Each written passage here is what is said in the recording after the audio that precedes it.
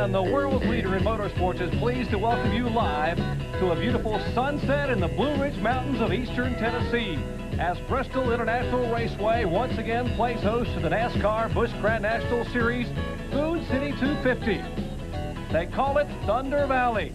Beautiful farmland here in eastern Tennessee, but that's exactly what's been going on for the past couple of hours. We have had torrential rains, thunder and lightning over the area, almost 6.5 inches of rain, and what is Bristol International Raceway, one of the fastest half-mile racing facilities in the country, turned into one of the biggest lakes in eastern Tennessee a little bit ago. But the fire crews are working to pump water out, and they have done a tremendous job. Larry Carrier and his staff trying to get this racetrack ready for racing action. Hello, everyone. I'm Jerry Punch. And, you know, because of the rain, we have not been able to have qualifying, either Busch Grand National or Winston Cup.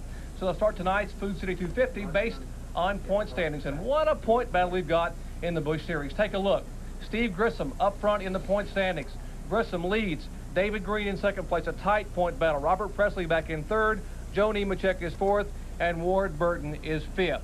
Do you have to win a race to be in the top 5 in points? Well, not the case at all. Take a look.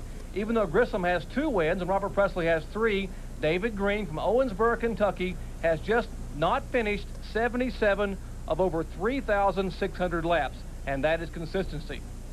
Joining me as always, 2-time NASCAR champion Ned Jarrett.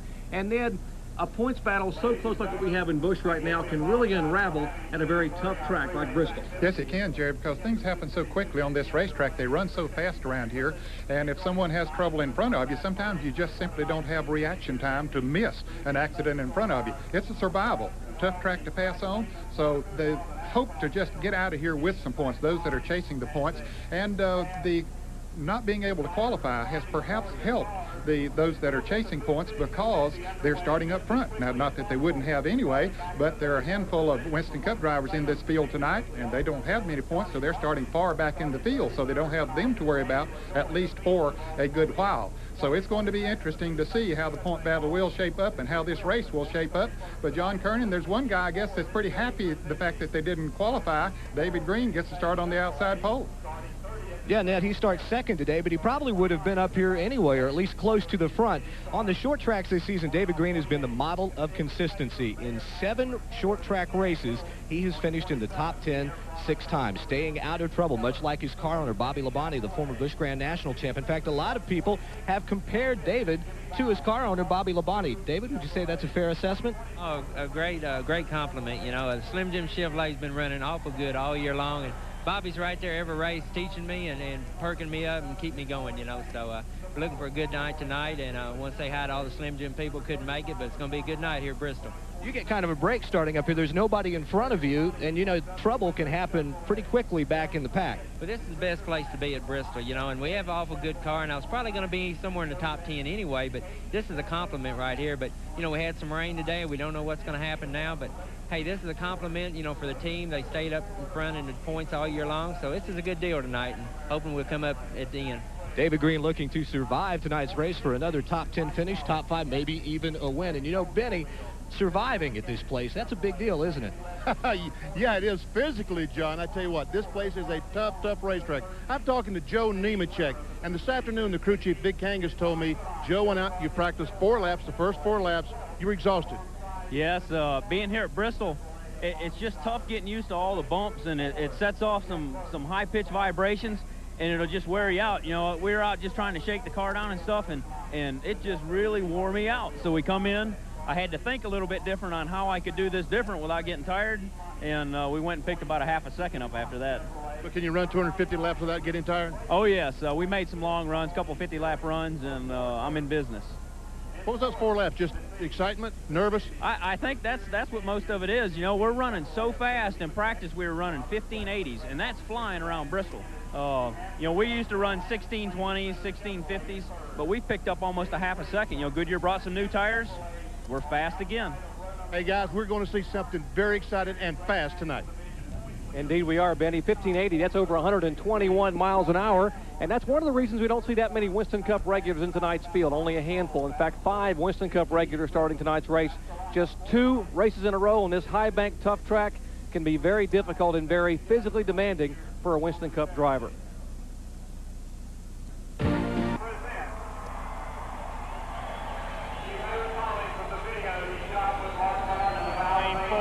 He's donning those colors tonight. And to give the command to start the engines, our Grand Marshal, Sammy Kershaw. Drivers, start your engines. And that's Sammy Kershaw, country music recording star, and has a gold album just about to go platinum. He's on hand tonight. He's a big NASCAR, Buschcraft National, and Winston Cup fan of this field of 34. Roars to life. And rain having jumbled up the schedule a little bit. We mentioned that he did not get a chance to qualify. Many of these drivers did not get much practice this afternoon. As you look at our current point leader, Steve Grissom, 30-year-old from Gadsden, Alabama, driving a Channel Lock Chevrolet. Had 2 wins on 1993. Take a look at our starting lineup according to the points. Steve Grissom will start on the front row in the Channel Lock Chevrolet. Beside him, Owensboro, Kentucky native David Green, the Slim Jim Chevy. Back to row 2, Robert Presley, the most recent winner in Busch competition, and last year's series champion, Joe Nemechek. Back to row 3, starting 5th. He's a driver to watch. Fastest in practice, that's Ward Burton in the Hardy Chevrolet, or Buick tonight, and Ricky Craven in the car number 99. Back to row 4, former series champion Chuck Bound in the ST Chevrolet, and then Tom Peck driving the Levin Racing Machine. Back in row 5, rookie competitor Hermie Sadler. What a year he's been having, and beside him, Jeff Burton, who almost won this race a year ago. Row 6 is Bobby Dotter, and last year's winner outside row 6 is Todd Bodine. And in row 7 is Rodney Combs in the car number 1. That's a Ford, and Tracy Leslie, a winner so far this year, too. Row 8 will be Mike Wallace and Jack Sprague. Row number 9, Tommy Houston was running awfully strong in practice this afternoon in his Ford. Tom Fedois starts in the outside of the 9th row, and row 10 will see Joe Bessie and Richard Lassiter. Back in row 11, Terry Labonte, Winston Cup regular. He is yet to win in Busch competition, come awfully close, and Shauna Robinson from Des Moines, Iowa. Row 12, former ARCA Rookie of the Year, Roy Payne, and there's a Winston Cup regular, Harry Gant. Watch him to come to the front in a hurry. Back in row 13, Jim Bound and Winston Cup regular Jimmy Spencer. Row 14 has Jason Keller, a rookie, and Winston Cup veteran Chad Little. Row 15 will see Eddie Sharp Jr. and the Thaxton Ford, and Dale Jarrett and the Pick and Pay Chevrolet. Dave Resendez starts in row 16 along with Rick Wilson, and you can look for Wilson to come up through the pack in the Food Country car, and Randy LaJoy and Johnny Rumley bringing up the rear of the field. 34 cars. And the car number 20, Benny Parsons, Randy LaJoy, is starting in the last row, but he can come to the front in a hurry. I tell you what, Jerry, Dick Moroso, who owns this car, was terrified they were not going to be able to start the race because of the rain. They got next to the last spot, and they told me they may have the fastest car at the racetrack here tonight. So look for Randy LaJoy to go forward in his 20 car. And remember, the last time he drove a Busch race was Talladega, and what a show he put on with Dale Earnhardt to finish second down there in this racing car owned by Dick Moroso. Let's take a look at our track description here. Thunder Valley, Bristol International Raceway. Symmetrical racetrack, 0.533 miles. It measures a little over a half a mile. Banking in turns 1 and 2. Yes, it's 36 degrees. Your eyes are not deceiving you. It is banked actually 3 degrees higher than Talladega. The back stretch, 16 degrees. So it's not flat at all as you come down that back straightaway. 650 feet. And you're only on that straightaway about 3.5 seconds, so you really don't have time to get your breath. Again, 36 degrees up in turns 3 and 4. Front straightaway banked symmetrically at 16 degrees, and Ned, not much time to take a breath there either. No, not really. In fact, you just get yourself straightened up in the seat and you're in the next turn. They call it the fastest half mile in the world, and I've got to believe it's probably one of the most exciting half-mile racetracks. And for the fans seeing that pavement out there, that's cement. It's a cement surface. Hey, what's going on? Is that Benny Parsons down there? What's he looking at? He's watching TV. Hey, you guys doing a great job, I think. I'm watching you. Hey, don't mess up. I'll tell you if you do. Well, yeah. Oh, wait a minute. He's got some friends there. Already got a lot of fans hanging around. Benny, you know, why is it we never get to do that on our races? We don't get to sit down and watch television. They're going to cater this baby in about 5 minutes. Oh, we'll lose food. Food, okay. Yeah. John, you're all alone, John. And here's what some of the crews and some of the NASCAR people have been trying to fight the last few minutes, but I got to say, they have done a whale of a job. About 30 minutes ago, the water was halfway up the wall. It was at least a foot deep down there, And you have really got to give a call to Larry Carrier, Ron Scout, staff here at Bristol Raceway, the NASCAR people and the crews who all pitched in and are still now working to try to get the water off pit road. They've done a great job. They pumped thousands of gallons of water out of here. But they got her in shape. We're going racing here shortly. And while we get ready to go racing, we'll take a quick break here from Bristol International Raceway as we come back to the Food City 250, race number 19 on the 28 race Busch Series sale.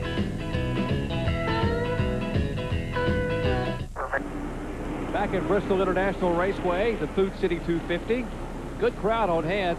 One of the favorite tracks of a lot of the fans. They live for these 2 weekends a year, coming to Thunder Valley, coming up here and enjoying the hospitality of the Carrier family and NASCAR, Busch Racing, and Winston Cup Racing. And what we're doing right now is they're using the cars with some heat off the exhaust to try to help dry pit road.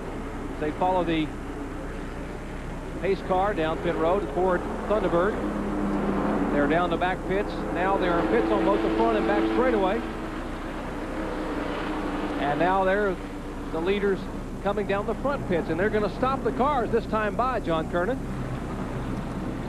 Jerry, a lot of the crewmen here are trying to get the pit road dry. They're stopping the cars right now. We'll have to check on that.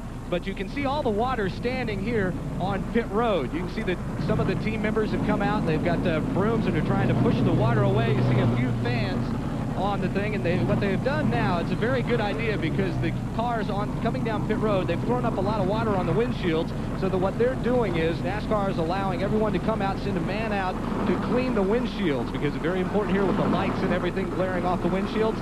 So that's why the field has come down pit road and stopped right now. They're going to clean the windshields. Meanwhile, the crews continue to try and push some of this water off pit road because it's standing about, a half an inch deep next to the pit road wall. They're getting a shot of Jeff Burton's Baby Ruth Ford Thunderbird, the Phil Martasi-owned car.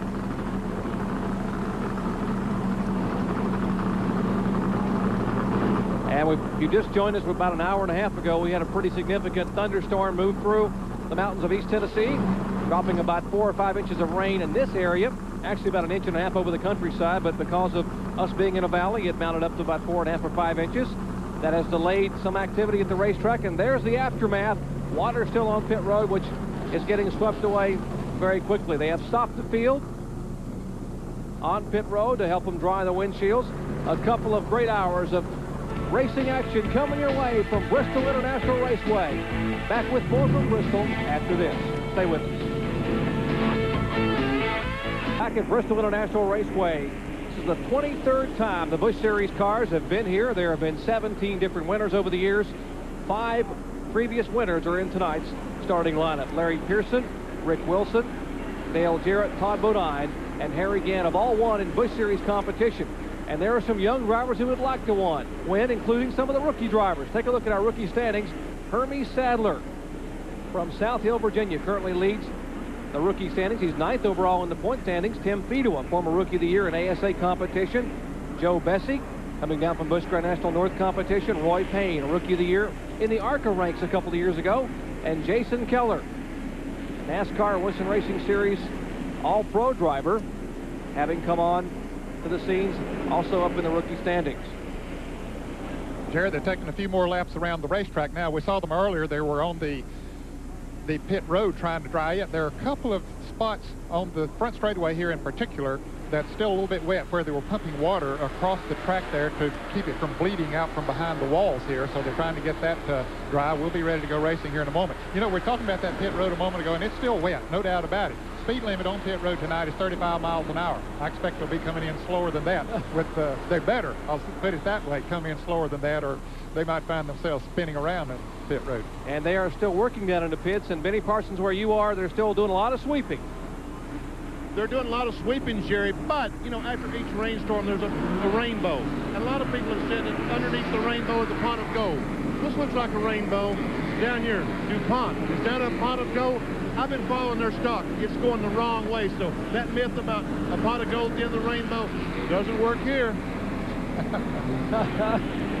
And then, of course, the car number 99, Ricky Craven, the 1991 Busch Grand National North Series champion. And Ricky Craven, his spotter is a young man by the name of Jeff Gordon.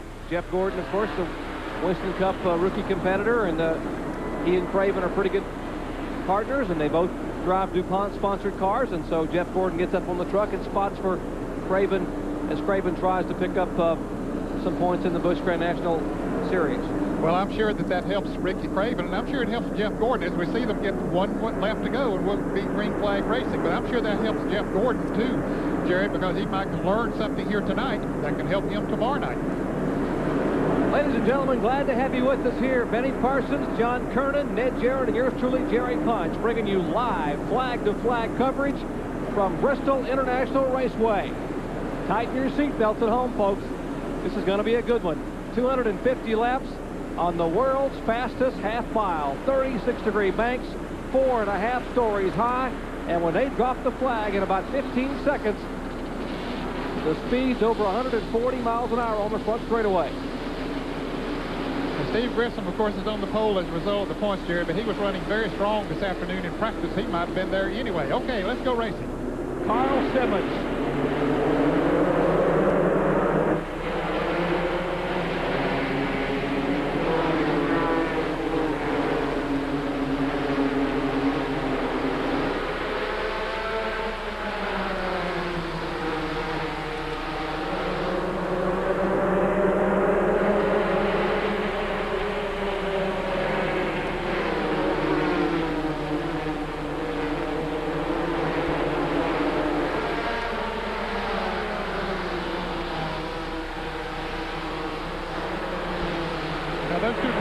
Second and third, Robert Presley in second, and Ward Burton running third. They were very, very fast in practice this afternoon, and they're showing it right now as they put the pressure on Steve Grissom.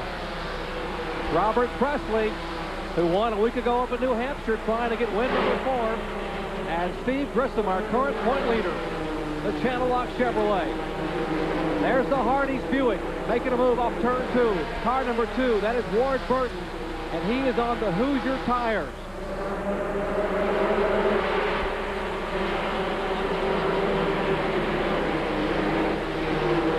See how low they're running on the racetrack. That's the groove now. It might move up a little bit later, but I think for the first half of this race that the inside groove is going to be the place to be. That's what makes it so tough to pass. Although Ward Burton, take a look again down on the inside of Preston. Preston closed the door on it. You can see those sparks already flying, Jerry, because the cars bottom out as they come in and go off at each turn. And the third and fourth, should say fourth and fifth place cars begin to wheel in. Now, since Robert Presley begin to make a move in turn 1, remember, you heard Ned Jarrett mention you can't make a mistake at Bristol. The points championship hopes to go away in a split second here as they are still single filed. And now Grissom's car moves up just a little bit on the racetrack. Ward Burton thinking about taking a move. Doesn't quite do it. No, if he would have made that move down on the inside, we would have seen a big crash right there. There's Steve Grissom, car number 31, Presley's at 59. 2 is Ward Burton. Behind them is Chuck Bound, who's already caught the lead threesome. There's Bound in the car number 63. David Green behind them. One car, the car number 19, that's Tom Peck, slipping and sliding. He is dropping back as the 72, Tracy Leslie, goes by. Here's Bobby Dotter in the 08 going by, and Rodney Combs in the car number 1. Jeff Joe Fox sponsored for. Meanwhile, back up front, a near challenge in turn 3. Boy, the 2 car of the Hardee's car of Ward Burton gets his nose up alongside of Ward Burton. Robert Presley, but just can't make the pass. Let's go to the pits with John Kernan. Well, Ned, the front 2 cars are running on Goodyear tires. Ward Burton is running on Hoosier tires. And what we saw today in practice, the Hoosier tires didn't drop off. They were very consistent in their lap time, while the Goodyear tires had a tendency to drop off just a little bit the more laps you run. So they've had to tell Ward to take it very, very easy because the track is still just a little bit slippery. So they have told Ward just to kind of back off a little bit, take it easy. He'll have his chance to get to the front a little later. We might mention that the Goodyear people, as we have a challenge now for second spot, the Goodyear has a brand new tire here as well. Terry Labonte tested a new radial tire, and the Goodyear cars are expected to be considerably quicker tonight. But as you said, you heard John mention limited practice. There's still a lot of question marks as to how quickly they'll be able to hold up for 250 laps. Well, we understand that Jimmy Spencer has lost a cylinder in the Food City car number 10, so that's the reason he is slowing down on the racetrack. Too bad. When you lose a cylinder on 6 cylinders, Jerry, you're in trouble, and he's headed to the pits with you right now. Yeah, B5 isn't very quick here on the short track at all. Tough break for Jimmy Spencer. Again, some of the lapping going on. That's Johnny Rumley's 00. Johnny Rumley, one of the best Western Racing Series competitors in the country. Now a challenge for second spot. Ward Burton thinks better of it. Robert Presley holding the spot, but Burton seems to be quicker now. Yeah, he's quicker, no doubt about it. He's getting off the turns a little bit better, and he can get the front of that Buick up the side of the left rear quarter panel of Robert Presley. Was not enough to carry it on into the turn. I think both of those cars are faster than Griffin. You see how quickly they caught him back after he got ahead of them a little bit in the traffic there a moment ago. And boy, there's some heavy traffic back in the field as well. Richard Lassiter making a move. This car number 5 has been coming on week after week. Remember his performance at Michigan. He qualified 5th, was running in the top 5 as they are beating and banging up front at Bristol, Tennessee. Robert Presley gets inside of Grissom and opens the door, and now Ward Burton kicks it open wider as he gets second spot. Here comes Chuck Bound in third, and all the way back to fourth spot is Grissom. Boy, he's stuck in there in front of the car number 44 of David Green, but he was about to really go backwards, Jerry. He did lose 4 spots, or 3 spots. And Hardy's Buick, it's a Buick, yes, he normally runs a Chevrolet. It's the last Buick they have in their stable. Talking about Ward Burton, they made an announcement this week that they would be running Winston Cup next year in this A.G. Dillard team. A little bit of a slip there, but Presley coming off the turn. He gathered it back in pretty quickly. Coming up again on the Jimmy Spencer car. Spencer went in the pits, came back out, gets down on the low side of the racetrack, out of the way. We're in the early laps here at the Food City 250 at Bristol International Raceway. 20 laps in the books, 230 to go. Back with more after this. Well, we told you things happen in a hurry here at Bristol, and they just did. The first caution flag of the evening has come out, and here is one of our early point contenders has some damage on his car. Here's what happened. Take a look at the right side of your screen. And this was pretty far back in the field. That's Rick Wilson in the Food Country car number 75. Gets tapped by Randall LaJoy and spins him up on the racetrack. Now, Jerry, he slides down almost in the groove, and the leaders were coming around. They were not far behind that spin, and David Green apparently ran into somebody that slowed down in front of him, or somebody bumped him from behind. Anyway, he had a lot of damage to the Slim Jim Chevrolet. And there's David Green, what's left of the front end. Let's take a look. He is in the car number 44. Right side of your screen, and a car slides right up in front of him. Yep, and he had no alternative but to hit him. And so he has that damage. That was Steve Grissom that slid right up in front of him. Of course, they were all scrambling to try to get around the Rick Wilson car. Let's go to the pits and John Kernan. Well, David Green has pulled back down pit road. They didn't get to do a lot of work that time. All they got to basically do is push down the hood. We're getting the signal 1 lap to go. He's probably going to have to come back in. I couldn't tell on that right side whether some sheet metal might be rubbing against a tire.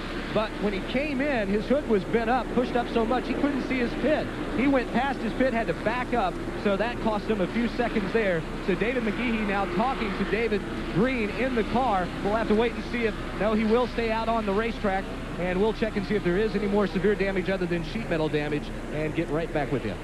And John, remember the top of the show we spoke about David Green's incredible consistency. He had just failed to finish 77 out of a possible 3,643 laps, and suddenly he's the first victim of the evening. I think it's like being on the cover of Sports Illustrated. We talk about you and you have problems. We're in the early laps. First caution flag now being pulled away as Carl Simmons waves the green flag on Robert Presley. The Alliance Training Center Chevrolet, the field stringing out single file again. And we'll see if Ward Burton in the Hardee's Buick will take another shot at Presley. Burton in second spot. The third car is Chuck Bound. Ricky Craven rides fourth in the DuPont Chevrolet. See, those front 2 cars have pulled out already to a decent lead over the third place car, Chuck Bound. And Ward Burton still trying desperately to get around, but Robert Presley holding through. That's what he's supposed to do when he's leading the race. Back in the spring, Ward Burton had the car to beat. Obviously, no one else could run with him. He was so much faster than anyone else in the field. Early in the race, he lost the plug, lost the cylinder, and didn't get a good finish there. Here's some good racing on back in the pack there as Terry Labonte goes around the Jack Sprague car. There's the car number 23 of Chad Little also trying to come around. Sprague caught up on the high side there. Now he gets back down on the low side. Back in front of Roy Payne, the agency rent-a-car sponsored machine. Good action back in the pack there. Dale Jarrett's Pick and Pay Chevrolet coming up. Remember, you wonder why Garrett, Gant, and company are starting so far back. If you just joined us, rain washed away qualifying, so they started by points. These drivers who don't normally run the Busch Series Tour starting toward the back of the field based on the date of their entry blank. And the leaders now entering turn 3, now in turn 4. They're going to be catching that group in a hurry, and Ward Burton on the inside brings the fans to their feet. Robert Presley. He finally got enough momentum to make that pass. Let's see now if he can pull away. You can still see Presley's car breaking loose a little bit as he comes off of turn 2 in particular, Jerry. A little bit off of turn 4 as well. That's why Ward Burton was able to get a nose up under him and make the pass. I tell you do have to give a call to Bob Newton. They talked about how consistent the Hoosier tires were here in the spring. And Ward Burton short it. Here's a pass.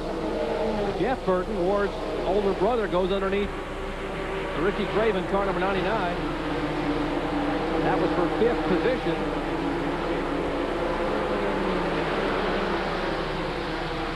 5th, 6th, 7th, 8th, and 9th. Nose-to-tail battle as Steve Grissom gets a bumper. It's a little tag on Craven.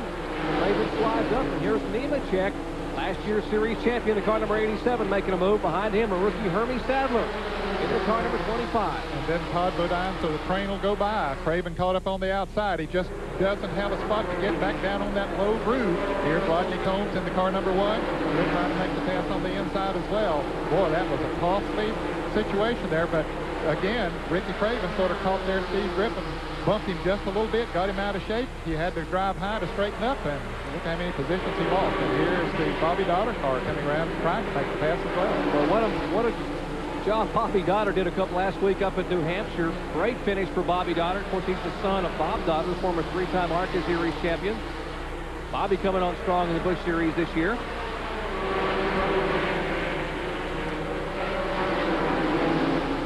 Car number 1, the Jeffco Clock sponsored car, Rodney Combs, former Winston Cup competitor.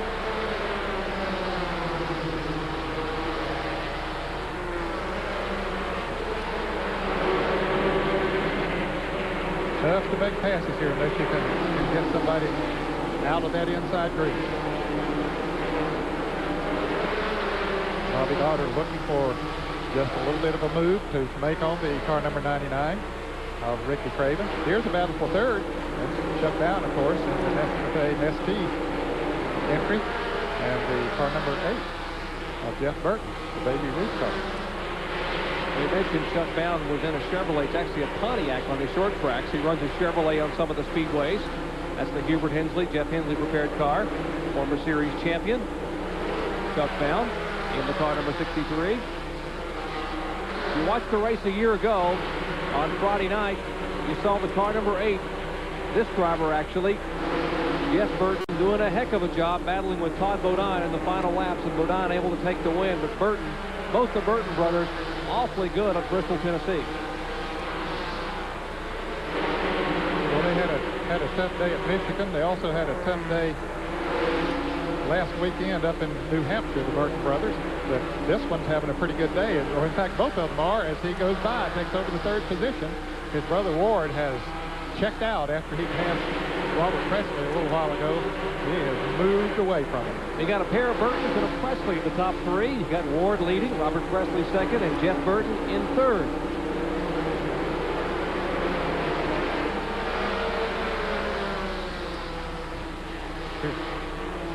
Here's the car number 25 of Hermie Sadler being chased by Todd Bodine in the Fiddle Faddle car. And also car number 72, that's Tracy Leslie having a good run here. That's 7th, 8th, and 9th. 25 at Sadler's in 7th position. Todd Bodine, the car number 34, the Fiddle Faddle Chevrolet is 8th. 9th would be Tracy Leslie, the winner up at Indianapolis Raceway Park. His first Busch Series win. Well, Ward Burton has caught a big pack of cars that he's trying to put a lap on, and there's some cars that are running awfully fast, but they just don't really have anywhere to go. And here he is. You can see he is in a big pack of traffic there. There's Randy LaJoy, the car number 44 of David Green. There's Rick Wilson down on the inside of car number 75, the 98 car of Jim Bound with Lux sponsorship on his car here this week. So, boy, he is in some heavy traffic. Eddie Sharp Jr. in the car number 24. Ward Burton, he's the Hardy's car. He is the bright blue and orange and white numeral car number 2. Working his way through traffic, as you said, behind the car number 98 of Jim Bound out of Portland, Oregon. 48 laps complete. 202 to go as we have a battle for second spot there between Robert Presley and Jeff Burton. Back with more Busch Series racing action from Bristol after this. Stay with us.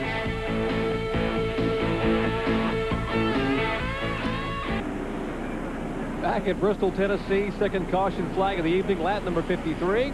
And a wild scramble as you see this car, which was running in third position, has just come on the pit road and begun to pull away, Ned. And he couldn't get stopped. He came into the pits and it was too wet. He simply couldn't get the car stopped, so he's going back out. Here it is. Here's Ward Burton coming up on a big pack of cars that we saw there just before we went to commercial break. And all of those cars scrambling, trying to stay on the lead lap, and they were banging and beating, and sure enough, it had to happen as Jason Keller and Shauna Robinson get together. There's Ward Burton, the leader, sneaking by down on the inside, but his brother Jeff was not quite so lucky. He got involved in it in the Baby Ruth Ford, and so we're under caution. Leaders in the pit. He's on pit road, the Hardee's Buick, as the crew, Freddie Fryer and company, going to work changing right side tires. He's asked to be very, very careful leaving pit road, as now you see his brother, his older brother Jeff Burton, trying to come down again as the car number 99, Ricky Craven, is in the pits. Crew getting some work done on that car. A lot of cars involved. One car we mentioned that sustained pretty significant damage was Randy LaJoy out of Norwalk, Connecticut. The Fina Lube Oldsmobile. Once again, looking at it from our start-finish line camera. You can see the car number 57 of Jason Keller trying to get around Shauna Robinson, and they hook bumpers and spin around right off down the main straightaway here, Jared. There's not a lot of room to escape there. We say things happen so quickly on this racetrack that you don't have a lot of reaction. Now look at Dale Jarrett, pull to the inside. Ward Burton does get hit. Boy, he gets off the ground and sneaks by on the inside. That's why he came in and changed tires. I wondered why he changed tires this early in the race, but I see now he got up on the side of a car. Let's listen to how the drivers hear it.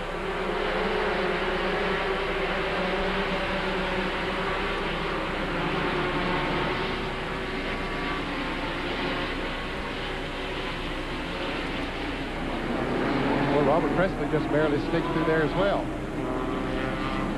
And the car number 2 exiting the pits, and the car number 8, that's the Burton brothers, of course, with David Green. Most of the point battle sitting right there at the end of pit road with the stop sign pointing in. Let's check in the pits with John Kernan and see what they were doing. John? Jerry, Jeff Burton came into the pits 3 times. The first time he was too fast, he couldn't get stopped. The second time, he didn't see his signboard, he couldn't get stopped in time because it is so wet down here. Third time's a charm. They changed the right side tires. Now they're coming back discussing whether they're going to change the left side tires because he actually got spun around. Ward Burton has been on pit road twice. They changed right side tires, and then he came back the next time to check the toe in. He told him he thought the toe in was knocked out because as you could see, he got actually the right side of the car off of the ground and bounced back down on the pavement. So we're standing down here waiting to see if Ward comes back in, but I think they may have gotten that problem fixed. We told you this track could unravel a points battle. Now here's the car number 8, the Baby Ruth Ford for Jeff Burton, trying to come down pit road. He's coming. He's coming. And he's going. He couldn't get the car slowed down, so he heads back down pit road. And he was nowhere near the 35-mile-an-hour speed limit that they are permitted to run on pit road. We're under caution for the second time this evening here at Bristol International Raceway. The NASCAR Busch Grand National Series racing action has moon over Bristol. What an evening we have in the mountains of East Tennessee. Back with more after this. Stay with us. Back at Bristol, Tennessee, under caution for the second time today. Green flag coming up next time by. You heard John Kernan mention toe-in. And with the car number 8, the problem with the toe-in. Ned Jarrett, here's what toe-in. Yeah, when the front wheels are towed in and they're pointing towards each other, that is toe-in. See, like that? Now, I'm sure his car was not quite that bad, but that's what toe-in is. Most of the time, they'll start the race with about 1/4 to 3/8 of an inch toe out. And so if you got it towed in, that car's not going to drive very well. So even a slight adjustment in the front of the car can make a big difference on how the car handles. Let's check in with Benny Parsons. Hey guys, the 99 car, Ricky Craven, the DuPont automobile, came in several times. I asked the crew what they were doing. They were adjusting the tire pressure, trying to get the car to handle better. Why didn't they change tires? Under NASCAR rules tonight, they can only change 1 tire per position. They're going to save their 4 tires till a little bit later. Back to green flag racing, and smoke billows out of the car number 8. That's Jeff Burton, has been on and off pit road. His car is slowing in at turns 1 and 2. Robert Presley pulls away. And David Green, Slim Jim Chevrolet. He was in that first accident of the season. Internal damage primarily. His car is now pulled back behind the wall, and they worked on that machine. And the hood just flew up on Shauna Robinson's Captiva car, and look, boy, she can't see anything. And that's the Mike Laughlin prepared car, the Polaroid Captiva camera sponsored machine. Good look at Shauna Robinson, nice looking young lady. Busch Series racing action. They go to work on that car, trying to get the tough up to see here at Bristol with the hood down. We're supposed to hood up on these eye banks. Meanwhile, 2 cars trying to pull away and settle up between the 2 of them. Robert Presley, the Alliance Training Center Chevrolet, and the car number 87, last year's series champion, Joe Nemechek. Nemechek giving him a good run for his money right now. And here's Ward Burton in the car number 2. He's not running quite as strong as he was before, Jerry. There's a little distance between he and the next car. He has Terry Labonte in the BMW Windows car right on his back bumper. Then Dale Jarrett is there as well. He's back there in the, well, let's see, we understand that he lost a lap, but he still is just not as strong. There, Dale Jarrett goes around, Terry Labonte went around as well. So the car apparently is not handling too well. Right? Let's go to the pits. That's right, man. They were unable to fix the toe in, so he's towed out a little bit too much, so he's just having to fight the car. They have had such a problem coming down pit road and getting stopped in their pit that they've lost so much time to the pace car out on the racetrack. So they tried not to lose the lap and just have Ward hang on as much as he could, but it looks like he's going to be going backwards and backwards and backwards.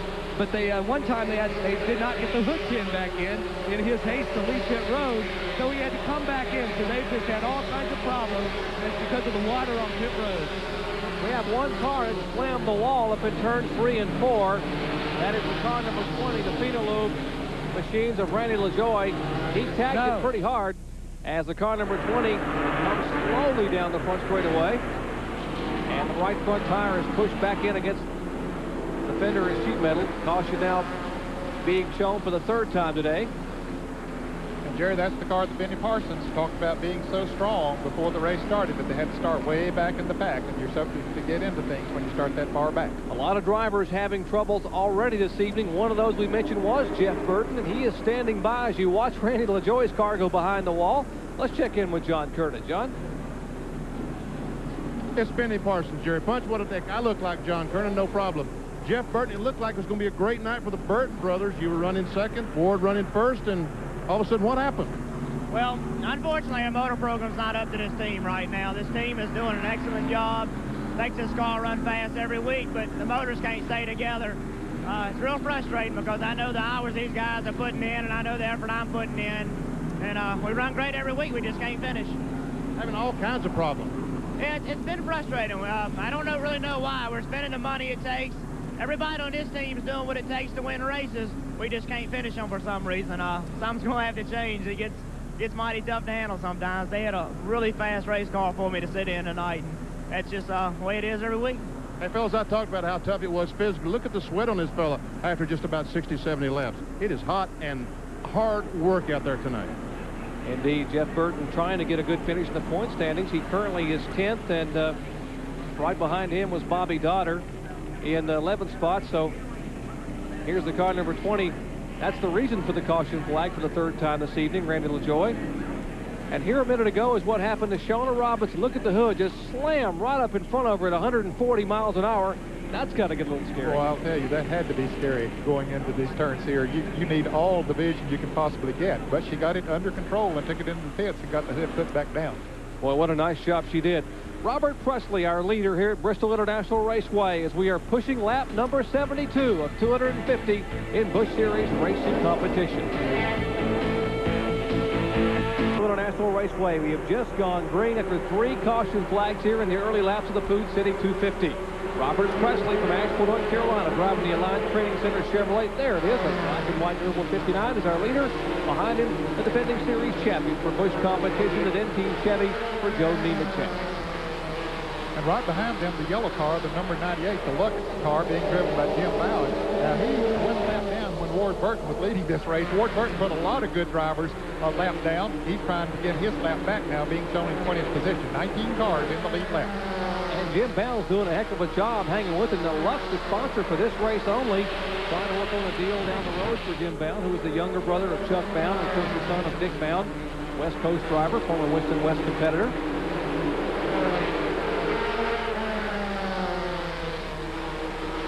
Presley has not made a pit stop.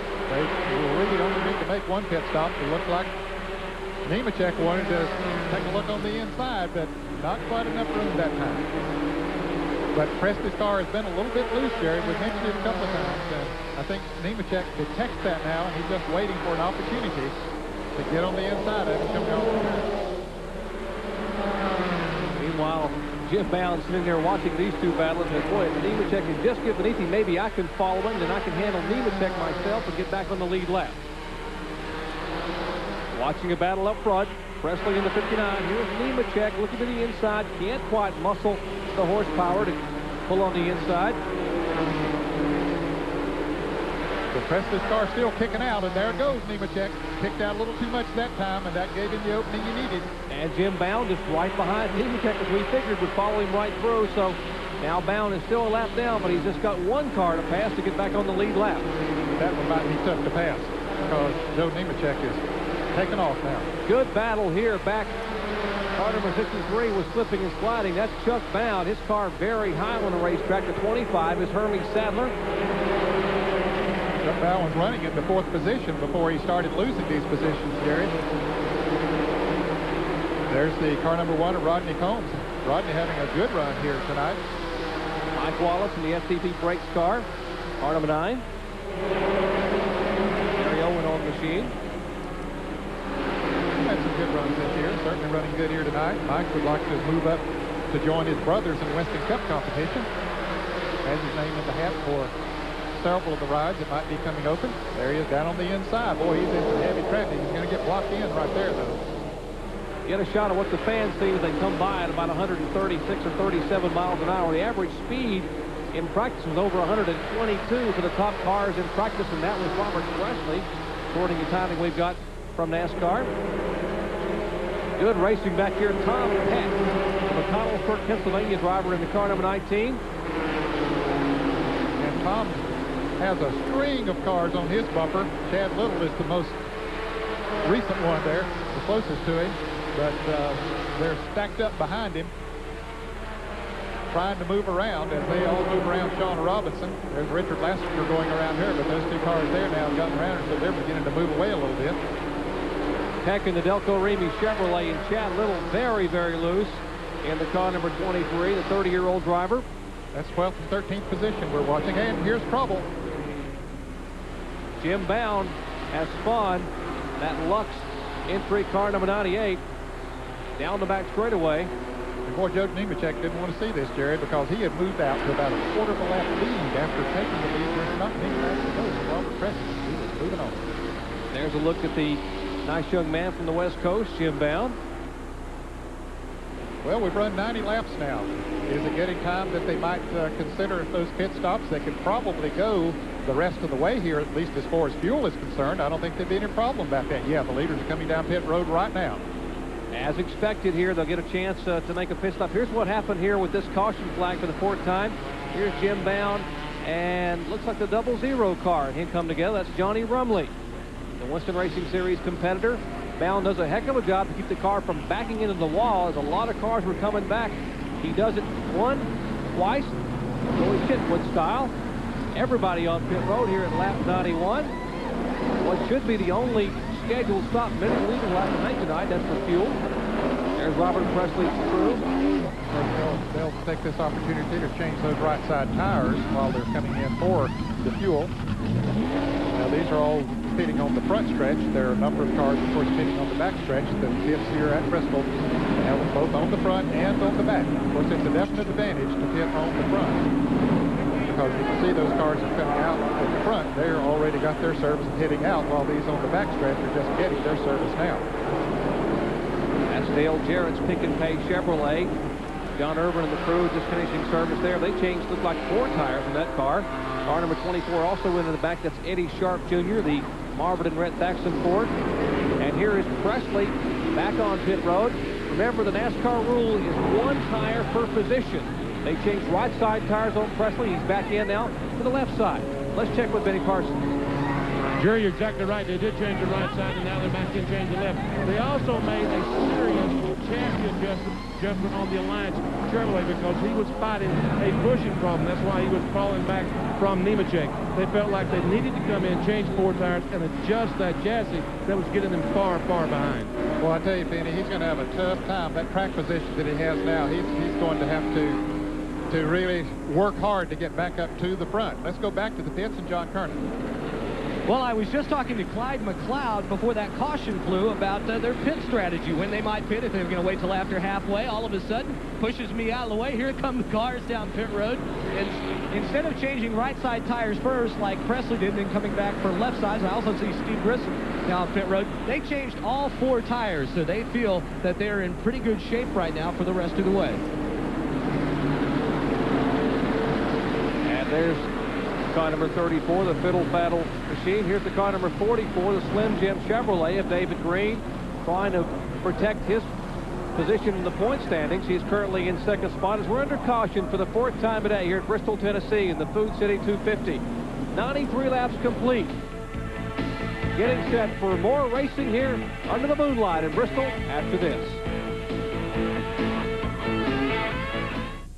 Back at Bristol, Tennessee, well, a lap and a half ago, we went green, and we are cautioned again for the 5th time. And you see one of the cars involved was Dale Jarrett's Pick and Pay Chevrolet.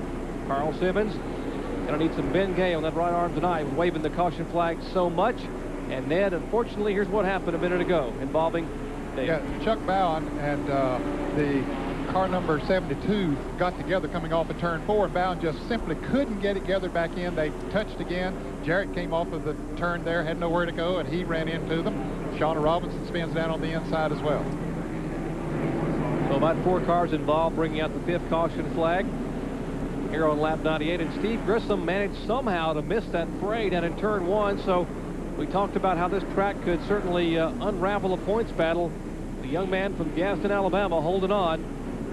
Here's a young man who hopes that maybe tomorrow night his luck will be a little bit better in the Winston Cup event. You can see the shoe city from Chevrolet of Dale Jarrett. A lot of damage there. And Chuck Bowen's back in. Benny Parsons. Yeah, they're looking at the right rear. Uh-oh, now he's trying to run over the air hose. He's prevented from doing that. Now he gets the car going again. They kind of assess the damage. I expect they'll bring him back in and try to fix whatever's wrong with it the next lap. Yeah, he does definitely have some damage to the right rear quarter panel of his Pontiac. The rest of the car looks okay. But here it is again. As they come off of turn 4, you can see the red car of the 72 car touch the 63 car, Chuck Bowen, and they just simply can't get them gathered back in.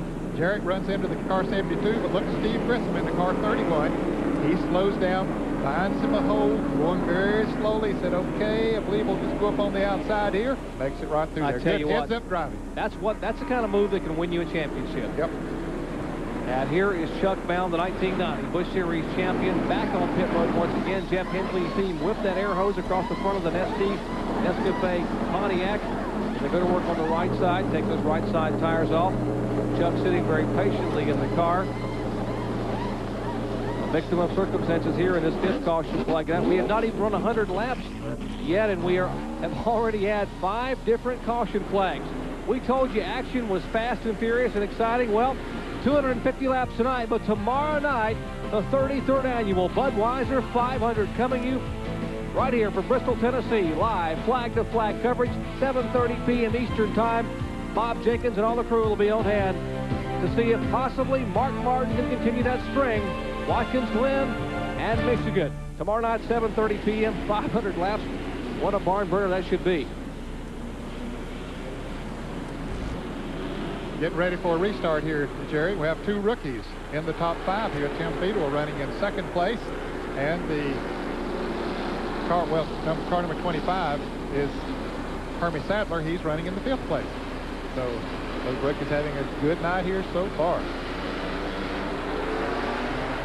Ford's running 1st and 2nd as we get set for the green flag. Tommy Houston, the veteran competitor from Hickory, North Carolina, making his 349th consecutive Busch Series start tonight. What a job he did at New Hampshire last week. He led up there, got him a top 5 finish.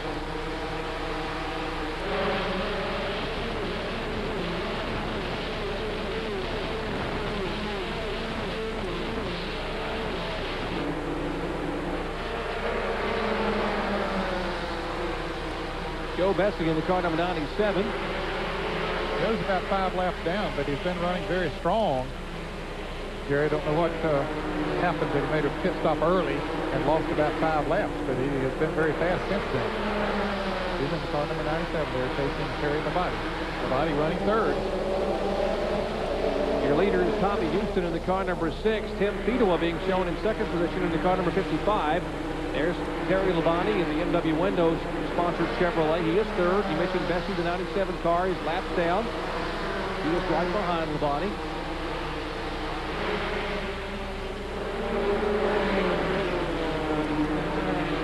Dale Jarrett has parked his car. He went into the pits on the backstretch, and apparently too much damage to the Sioux City Chevrolet, so he's parked it. Be ready to go to Martin.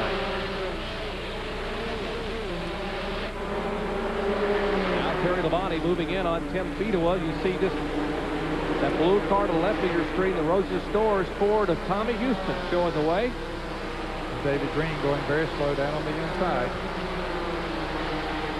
We mentioned earlier that Tommy Houston was very fast in practice this afternoon. Haven't seen a great deal of him here tonight, but he's been right there in the top 10, and now has the opportunity to be up front and showing how strong that Ford is. During the last caution flag, a number of the early leaders had made pit stops. Among those, Robert Presley in the car number 59, as he's back there with Richard Lassiter in the High Point betting car.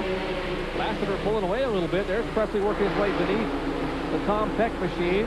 Behind Presley in the car number 1, Rodney Combs. There's Steve Grissom in the Channel Lock Chevrolet, making his way back toward the front. And Chuck Bowden coming on up through there as well. So those cars not damaged too much, but here's some damage. Out of turn 2. Whoa, one car spins. That was Chad Little.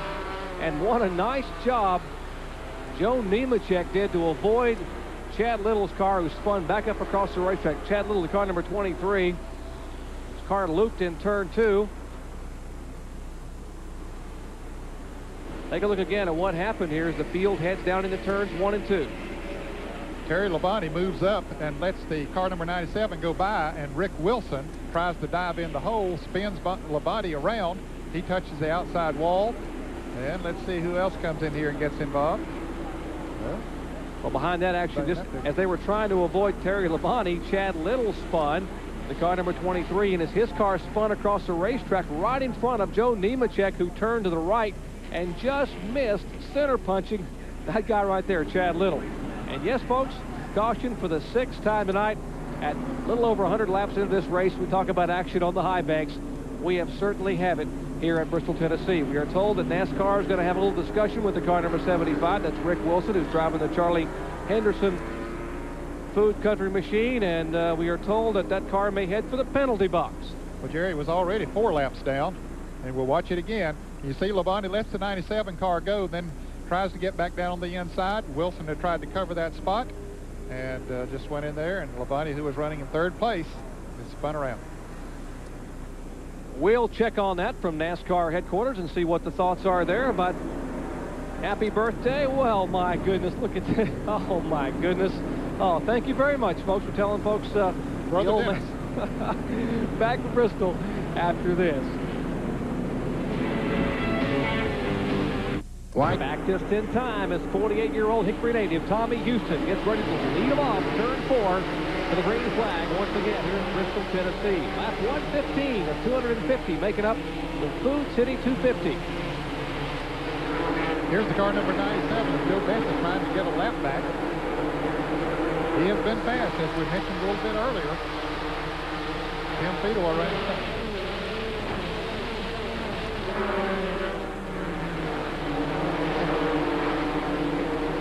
Tommy Houston coming off the heels of a good run at New Hampshire, finishing 5th up there, having led laps, had a shot at winning it. Couldn't quite hold on to the lead. Here as we approach the halfway point of this race, more than half the field are still in the lead lap. There are 18 cars of the 34 starters still in the lead lap. A couple of rookie drivers showing that this series has a lot of talent in it. As Joe Bessie and Houston, little bumper tag, but there's 2 rookies there, the 55 and the 25. Timmy Fedor, former ASA Rookie of the Year, and now Houston lets Bessie go. He says, hey, I'm leading this thing. I know you're a few laps down, so we'll let you go, and this way you won't be banging over here in the turn. We got trouble up at turns 3 and 4 as a couple of cars loop around. Looks like Richard Lassiter, a High Point betting machine. The DTP Electronics machine. Chevrolet Luma for Lassiter. He comes to rest out on the inside. What a tough break for Lassiter. After that impressive performance at Michigan just a couple of weeks ago, and remember what happened to him at Talladega? That end-over-end barrel-rolling somersault as he was involved in a 3 or 4 car incident. Destroyed his car. He broke his shoulder. He set out 1 week and came back with a vengeance at Michigan. Here's what happened. Well, he gets bumped, it looks like, from the behind a little bit, Jerry. And was Robert Presley involved in there as well? He makes a 360 and continues to go. We'll look at it from another angle. See if we can tell exactly what happened. It looked like Presley might have bumped the 5 car, and Presley spins around 2. Tracy Leslie, car number 72, slows down, bumps Presley just a little bit. Then they all get going again, excepting Richard Lassiter. He comes down to the inside. And Rodney Combs down pit road. Likewise, Tim Fedor was in the pits. John Curtis. Tim Fedor has been in for right side tires only. They also had to pull some sheet metal away from the tire. Doug Taylor wanted to make a chassis adjustment on the left rear, but as soon as they dropped the jack, Fedor headed down pit road before Doug could get the wrench down the hole on that left rear to make the chassis adjustment. And let's check in the pits with Benny Parsons. I'll tell you what, we got a lot of damage down here. You can see them working on the left front of the 63 car. It's knocked back on the tire almost. They're checking to see how the tire clearance is. And right behind them, the 59 car, Robert Presley, who just a little bit ago was leading the race, also some heavy damage in the front of his car. They've raised the hood. It looks like there may be a broken radiator. I see water coming out from underneath the car, and he is going to lap down. Presley is going to lap down. So that water I see, I thought maybe came off pit road. Evidently, it is a broken radiator. And Benny and John, we told you, the folks at the top of the show, this track could really unravel a points battle, and your hopes for a championship could go away in a split second. Look again. Here's what happened in turn 3. Well, you can see the 59 car tapped the car number 5, and then the 59 got hit by Rodney Combs into car number 1 from behind, spinning him around, and apparently doing that damage that Benny was talking about. Well, we mentioned David Green has been behind the wall, and they've been working on that car, and you see the hammering and beating and hanging going on down there on the Nescafe Pontiac of Chuck Bound. They're trying to beat their way back into the points battle. Let's check in with John Curtis. John? David Green has tried to make it back into the race, guys, but after a lot of work, they cut a lot of sheet metal away. They're back on the backstretch side. They went out, ran a few laps, had an overheating problem. They came into the pits. They dumped bucket, gallon after gallon after gallon of water into the radiator. It kept spitting it right back out. And now they have taken the car around to the backstretch pits once again to try and work on it, get the problem fixed, and maybe get out and run some laps. We're not even at the halfway point. And Tim Fedor, who had pitted earlier, has now come into the pits. He is taking on left side tires, and they will finally make that chassis adjustment. Well, the 2nd, 3rd, 5th, and 7th place cars in the point standings have had troubles as we are still just prior to the halfway point here at Bristol, Tennessee. Back with more after this. Back at Bristol, Tennessee, we'll have green flag racing next time by. We mentioned Tommy Houston, our leader. Tommy, the winningest active driver in Busch Series competition, has 24 career Busch Series wins. His last victory coming April 18th, 1992, up at Bob Friedman and Benny Young's fine facility in Hickory, North Carolina, back over a year ago. So Houston winless in 1993 and looking for his first career win. A great run going so in the early laps here.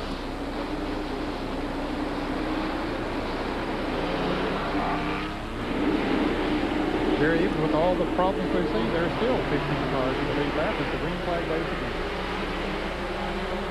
Carl Simmons waving the green in the field. Double file in turn one. Fast cars on the inside, or should say cars on the lead lap on the inside, as Jim Bound once again tries to hang on. Maybe get a lap back. Well, we understand that Tommy Houston might be having a brake problem, John Kearney? Yeah, Ned, for about the last 20 laps. As a matter of fact, ever since he took the lead, he has radioed into his crew chief, Scott, who happens to be his son, said the brake pedal is really, really soft. He thinks the master cylinder might be going bad. He will have to make a pit stop. They're just trying to hang on. They can go to lap 200 before they have to come in and pit. But you might want to keep an eye on him just in case he loses his brakes completely. Right now, just a really soft pedal. Well, as long as he's out front, it shouldn't bother him too much, John. But when he gets in traffic, that's when he'll really need those brakes. It starts with 2010 cars, and Houston's Ford Thunderbird bottoming out a little bit in the turns. Coming off turn 4. Behind him is Jim Bound. Hermie Sadler, the car number 25. There's Houston's car. You see it just scrape a little bit of sheet metal there. A little frame on the concrete racetrack. There's Hermie Sadler running in second spot. The Virginia is for lovers. Car number 25. Mike Wallace now up to third. In fourth place is Todd Bodine. And in fifth place is Joe Nemechek. So the top 5 in the point standings really having their problems here tonight, excepting the leader, Steve Grissom, who is currently being shown in 7th, and Nemechek, who is being shown in 5th place. The other 3 in the top point standings, David Green, Robert Presley, and Ward Burton, have all had problems. Hermie Sadler trying to improve on his best finish of the year at 3rd up at Milwaukee. Currently running in 2nd spot. There's Mike Wallace in the FDP brakes machine. Behind him is the Fiddle Faddle car. That's the CC and Welliver owned machine. These sponsors get a little tongue twisting there, don't they? FDP, what do you say? FDP and Fiddle Faddle. A lot of speculation as to who may get in that car next year. I talked to Frank Cece before the race, and they had a lot of drivers on that list. Tommy Houston, our AutoZone race summary, has led 34 of 125 laps. There have been 7 cautions for 36 laps, 5 different leaders, 5 lead changes, and the average speed. Oh, trouble down in turn 1 as a couple of cars get together. Chad Little and the car number 19 of Tom Peck. Tom Peck's Delco Remy car has taken a heavy hit into the wall, has been shortened considerably. That's an Oldsmobile. He runs a Chevrolet on the speedways, and he was being shown in 12th position. Peck was coming toward the front. Here's again what happened. Heavy traffic as they head for 1. Well, you see Chuck Bound got on the inside of Peck going into the turn, and then it was another situation. He was coming down into take the low groove. Chad Little had positioned himself there. Was it Little? Yeah, the car number 23, and so send him around. And here's Tom Peck on pit road. See, still a little bit of moisture up and down pit road as some of the lights are glistening off. And here's Hermie Sadler, the 2nd place car. And he's making a pit stop, and Benny Parsons is there. Jerry, he brought the Virginia is for lovers automobile in. They're changing left side. Doesn't look like there's any. Yes, there has been a chassis adjustment in the right rear. Left side's going on. And Hermie is back. And man, he's filled a lot of gas here. And their guys are slipping and sliding, trying not to fall. Then they didn't. That car is owned by Don Beverly. And it's Bobby King, the crew chief there. Under caution for the 8th time tonight. 8 times we've had a yellow flag here in the early laps and less than 140 laps in the books. Here are our laps. We mentioned there were 5 lap leaders. Steve Grissom, Robert Presley, Ward Burton, Joe Nemechek, and currently Tommy Houston, our leader.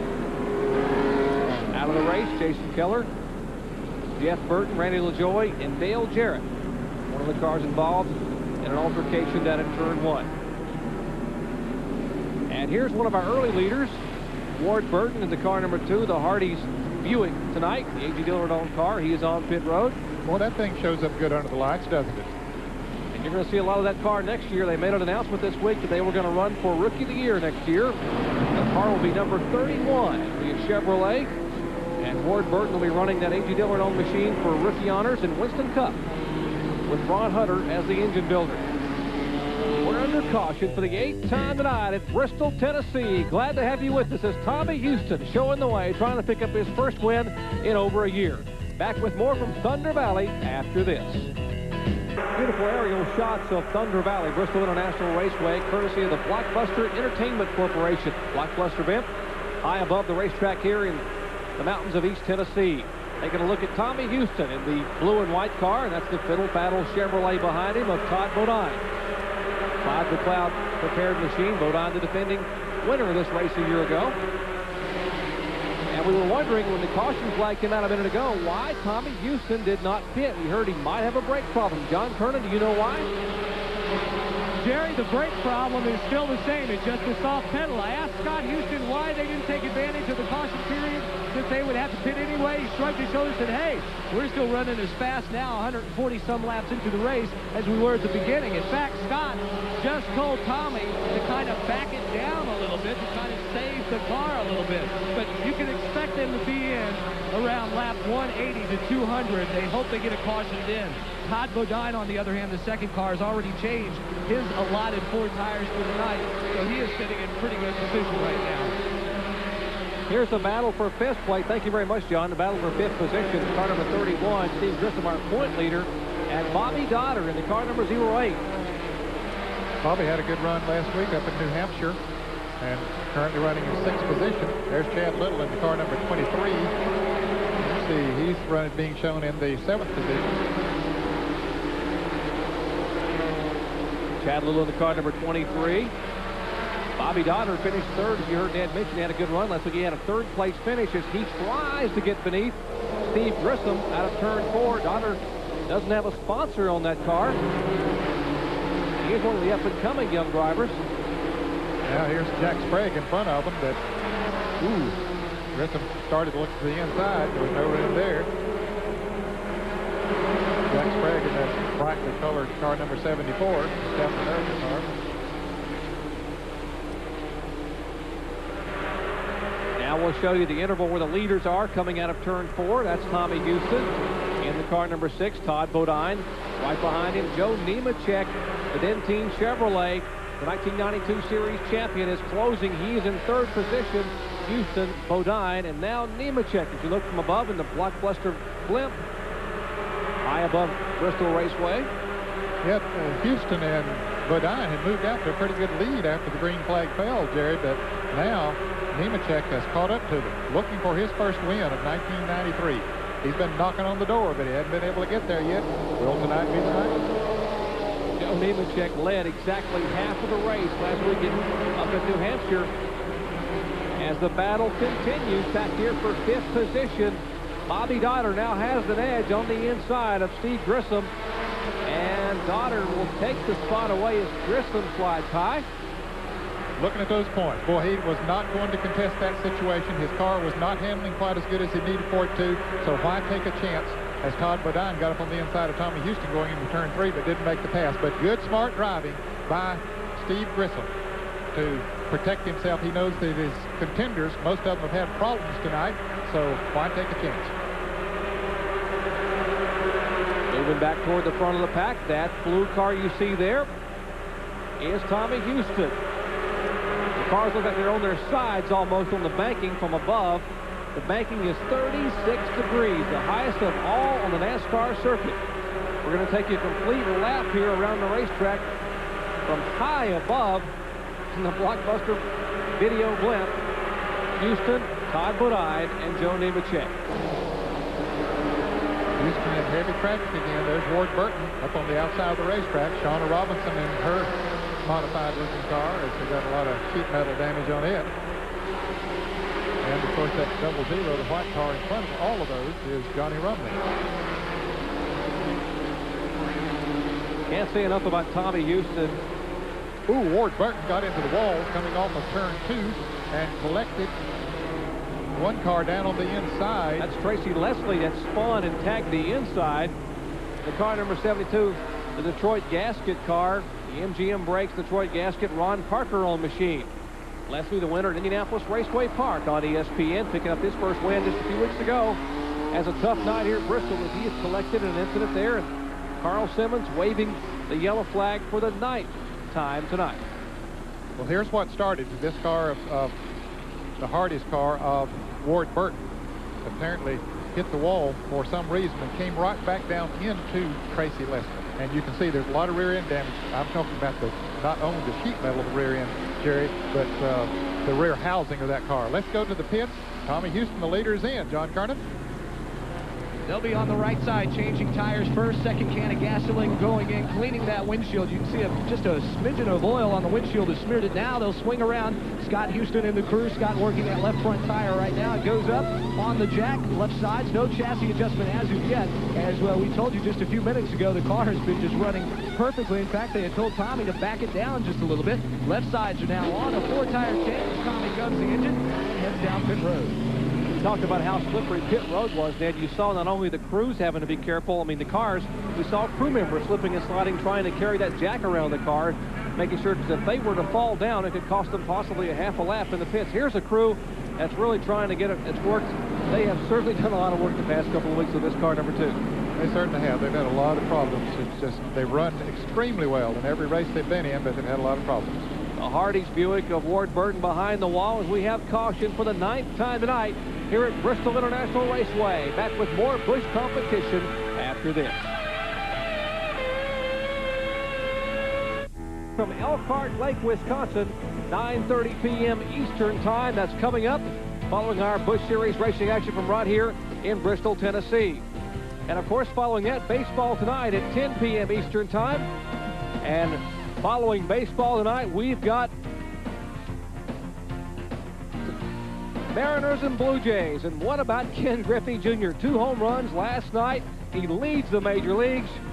John Olerud visiting the Kingdome. The first place Toronto Blue Jays taking on the Seattle Mariners. Coming up at 10:30 p.m. Eastern Time tonight. Let's go down to the pits and John Kernan. Jerry, we talk about literally driving the tires or the wheels off the car. I want you to see the left front tire of Tommy Houston's. It just came off after 160-some laps. These are steel belted radials. Look right here. That's the steel belt. He wore these things out. Back to green on lap 166. And Todd Bodine says, see ya up front as Joe Nemechek pulls down. He's in second position. Bodine, the car number 34. Here's the battle. You're watching Bodine's the red car on the left of your screen. Here's Nemechek, the car number 87. The 08 car, Bobby Dotter being shown in third position. And he's got a couple of lap cars to deal with. Jim Bowen, he gets on the inside of him as those 2 yellow cars almost get together there. But that's 08 cars. You said earlier, no sponsor on the Bobby Dotter car, but the way he's run the last few races, he should be able to pick up a sponsor.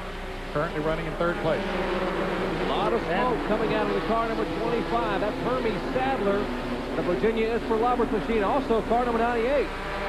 Jim Bowen's car erupting in smoke. So 2 cars at once in the same turn showing a lot of smoke. That's the Lux entry. And here is an Oldsmobile, the Don Beverly on machine, coming down and headed for the pits in the front straightaway. Actually, he stays on the racetrack and we'll head for the pits over in the backstretch.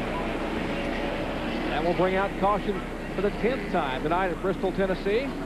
And Hermie Sadler was being shown in 6th position, Jerry, so this is tough on him. He was in 9th in the point standings coming into this race, and of course leading the rookie standings. Hermie Sadler coming off a 7th place finish up at New Hampshire last weekend from South Hill, Virginia. Hermie, a graduate of the University of North Carolina with a business degree. He owns a automobile dealership up there in South Hill. Does a good job of running. As he comes into the pits, we're going to see him pass Steve Grissom. Grissom was in several times during the last caution. There he is. There's Grissom coming in the channel lock car. He's back in again. He's having some kind of problem. We don't know what it might be. But he's taking advantage of these caution periods to come in. Didn't stay in long this time, though. and heads back out, but Herman Sadler's going to be in for a little bit. There were just 12 cars on the lead lap, and 2 of those cars you're seeing now on pit road. Grissom is moving out of your picture, and there's Hermie Sadler, who is on pit road as we're under caution for the 10th time tonight. 169 laps in the books. Back with more from Bristol, Tennessee after this.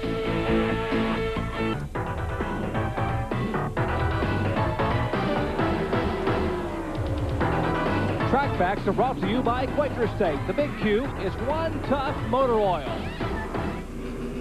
As Jerry Punch told you at the start of the show, it rained heavily here in the Bristol area just before race time. Well, how do they dry this racetrack? Well, they have several ways. They run tires, the fire trucks around the speedway, dragging tires. Those trucks will dry the racetrack. Here's another way. They drag this jet engine around the track. And we can see the exhaust going down. It blows on the racetrack. And folks, that 4 or 5 foot exhaust coming out the jet engine, you can see how it's drying the water off pit road as it goes down pit road. This used to be a jet engine off something like a T28. They converted to gasoline, and we can see the exhaust, how it goes down, and they have to run the RPMs just right. Otherwise, they would lift the trailer right off the ground with their propulsion out of the exhaust. They run at the right RPM and dry the racetrack. Old jet engines never die. They just end up drying racetracks. And Benny, that's quite a bit bigger than the blow dryer you carry with you on a weekly basis, isn't it? Yeah, right. What in the world would I dry if I had the least? That's one thing I don't have to carry in my luggage is a blow dryer, believe me. Extra room for socks and a sandwich. There we go. Thanks a lot, Benny. 1 to go here as we're getting ready for more racing from Bristol, Tennessee. And that works real well, those jet dryers. They pull them behind the trucks up and down pit road, and that'll dry a racetrack in a hurry. Yeah, it's one of the best things that we've seen happen as far as drying racetracks is concerned. Well, we see the cars that are a lap or more down moving up on the outside. The cars that are in the lead lap staying down on the inside, and there are still 11 cars in the lead lap. And there's the Blockbuster video blimp. It's one of the few internally lit airships currently in use around the world. The Blockbuster video blimp is based in Orlando, Florida, and tonight being piloted by Terry Dillard of Lake Monroe, Florida, giving us those beautiful shots high atop Bristol International Raceway. Glad to have you with us, John Kernan, Betty Parsons, Ned Jarrett, and yours truly, Jerry Punch, bringing you live Busch Series racing action, the first of 2 consecutive nights here from Thunder Valley. Lap 175. 75 laps remain. And trouble already. Down in turn 1, the car number 74, Jack Sprague, spins around. And yes, the caution flag will come out. They race to the line, and Joe Bessie just can't quite get one of his laps back as Todd Bodide wins that race back to the start-finish line. Tommy Houston had gotten himself a great start running around on the outside, but he ran up on this spinning car, and here you see Houston in the blue and white car going up on the outside, but up ahead of him, a couple of cars get together, and around goes the car number 74. I believe that was Chad Little maybe that touched him a little bit there and sent him around, and Houston, although he picked up a few positions, he got by it okay. Different angle. Let's watch Steve Grissom, our point leader, dodge another bullet. Well, of course, Grissom in the blue car, there he comes into the picture. He sees cars all over the racetrack slowing down, trying to dodge the car number 74. He decides to go low. That was a good move. Houston went high. That was a good move, too. Both of them got by. Well, he is cool and calm under pressure, isn't he? He really is. Yep. And there's a look at Jack Sprague in the car number 74, the Staff America car that was involved producing this 11th caution flag. And he's not had a good night. Neither is Hermie Sadler, who's leading the rookie points, but unfortunately is not racing right now. He's standing with Benny Parsons. And Jerry had a great run going in the, I called it a Chevrolet a moment ago. You said it's an Oldsmobile. Yeah, we're still running Oldsmobiles right now. We're going to switch over the latter part of this year and next year, but it's really a shame. It seems like when things are going the best, that's when you have your problems. But the Virginians for Lovers Oldsmobile was really hooked up good. It just, we couldn't make it tonight. The motor let go, but it's encouraging how well we're running, and we'll just come back next week and try them again. Did you think when the season started, Hermie, that you'd have this much success? Well, I was hoping, just like everybody else was, but I'm with a super team, and Bobby King is giving me good race cars every week, and makes me look real good right now. Just like tonight, we really had a shot to win the race, and like I said, that's encouraging, so it gives me something to hope for next time. Hey, folks, he thinks he talks a little bit funny, but he lives up in South Hill, Virginia. They all talk like that up there. If you're going to sell cars, you got to talk like that, right? That's right. You got to have a sharp tongue to do that, Benny. He's got that. I'll tell you, Benny, I like his positive attitude. He found something positive to look at there, the fact that they were running good. And here we go, running good again with the green flag. That young man has a bright future. Lap 179. Once again, Todd Bodine, talking about bright futures. Todd Bodine already has a Winston Cup ride, the Bushmark Racing Enterprises effort. He leads the field here tonight in Bush competition, trying to make his second win in a row. In the August race here at Bristol, Tennessee, he won a year ago with a good battle with Jeff Burton. Car number 97, Joe Bessie, is being shown in 16th position. He is actually 4 laps down. He was 5 laps down. He got one of those back, but hasn't been able to get another one back. Here's the battle back in the pack as Andy 31 hits the car number 74, and Jack Sprague gets into the wall again. Boy, he has had a tough night. I'm afraid this is going to be over with for him tonight, though. There's a lot of damage done to that Staff America car this time. That car really slammed the wall. Got tapped there by Steve Grissom as they were racing for position. We'll take a look again. As they come off of the turn, Grissom had moved down on the inside, and I'm not sure that Jack saw him down there, Jerry, and he just came down enough, or they got together and it knocked Sprague up into the wall. Here's another angle. You can see the blue car of Grissom down on the inside. Gets about halfway up there, and then his right front touches the left side of the car number 74, and just enough to break him loose and slam him into the wall. And I certainly believe Steve Grissom would not try to have any contact. He wants to protect that point lead as best he can, and that's what's left of the Staff America Chevrolet and Jack Sprague. Now, we mentioned that our Grand Marshal tonight was a very special guest, country music recording artist Sammy Kershaw, and I believe Sammy is caught up down there with John Kernan. Yeah, Jerry, I'm sure you've seen the video that Sammy and Mark Martin did together. Just a little history about your interest in stock car racing, how that thing all came together. Well, you know, I've always been a Mark Martin fan for a long time, and when we come up with the idea for the video, I wanted to get Mark Martin in it because I even belong to his fan club, you know.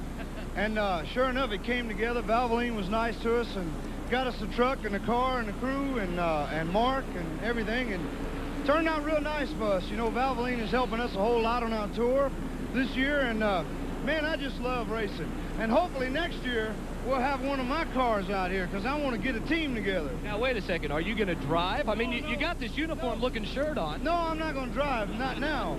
Maybe a couple of 3 years from now, but we're trying to get a team together for next year, Bush, and we're working the sponsors now, getting the sponsors, try to get the sponsors together for next year. What about a driver? Put Mark in that car? He's already got a Bush ride with Jack Rouse. Mark's already got one, but I have one in mind.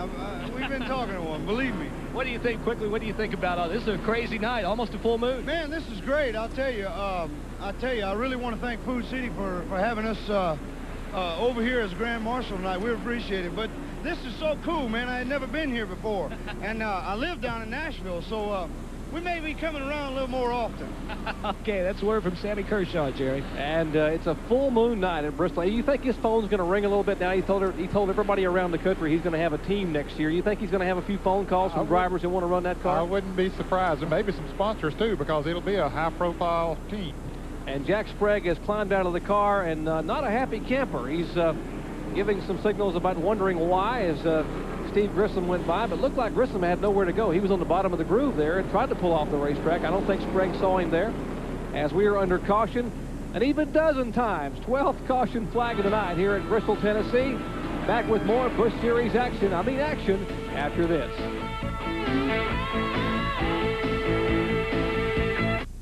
Sprague, Staff America Chevrolet being pulled back. Was at fault at all. Here's Grissom in the green car, number 31. The blue car, yeah, and he's right down on the bottom of the racetrack, Jerry. He was as low as he could get, and Jack might have wiggled just a little bit and got into the side of the car number 31. Anyway, they made contact, but Grissom was as low on the racetrack as he could get. So let's go down and get his version of it. Jack Sprague is with Benny Parsons. Jack, you just walked out of the hospital. They said you're okay. Yeah, you know, we took a pretty good lick. Staff America Chevrolet was running real good. We got a lap down early. because of the water in the pits. But we could run in the top 10 all night long, and I was just looking for a good finish. And I don't know, they get a little anxious on the restarts, I guess, but that's racing. This is a hard place to drive anyway and keep from touching anybody else, but we'll be back next week. It's been a trying year for you, hasn't it? Yeah, it has. You know, we just started running good here a few weeks ago when Steve Bird come on, and we changed some cars around, and we were really good tonight. But like I said, we got down a lap early just because of the water in the pits, and we couldn't get out of the pits quick enough. But then we maintained in the top 10 fine. So we had a good race car, but not tonight. All right, they're going green. Tough break for the Spring Lake, Michigan driver, Jack Craig, as he parks it. Lap 189, back to green flag racing. Todd Bodine leading the way. Running in second spot is Joe Nemechek, the Team Chevrolet. Bobby Doddard in the 08 having a great run. Doddard is in that yellow and white numeral car number 08.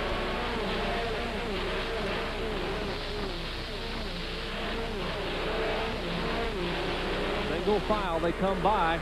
There's Todd Bodine. The 87 is Nemechek. Then comes Bobby Doddard. The 97 is Joe Bessie. He is still being shown 4 laps down.